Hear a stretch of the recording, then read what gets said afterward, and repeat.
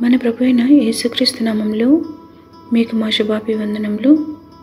ఈరోజు దేవుని వాగ్దానము, హృదయాలోచనలు మనుష్యుని వశము, చక్కని ప్రత్యుత్తరం ఇచ్చుటకు యెహోవా వలన కలుగును. ఒకని నడతలన్నీ వాని దృష్టికి నిర్దోషములుగా కనబడును. యెహోవా ఆత్మలను పరిశోధించును. నీ పనుల భారము యెహోవా మీద నుంచుము, అప్పుడు నీ ఉద్దేశములు సఫలమగును. సామెతలు 16వ అధ్యాయము 1, 2, 3 వచనాలు.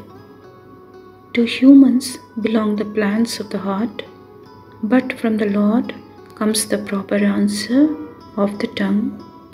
All a person's ways seem pure to them, but motives are weighed by the Lord. Commit to the Lord whatever you do, and He will establish your plans. Proverbs chapter 16 verses 1, 2 and 3. ప్రార్థన. ప్రేమగల తండ్రి, మీ మితిలేని కృపా కనికరములచే మమ్మను కాపాడుతున్నందుకు వందనాలు. మా ఎడల మీకున్న ఉన్నతమైన నిత్యమైన సంకల్పములు, ఉద్దేశములకై మా వందనాలు.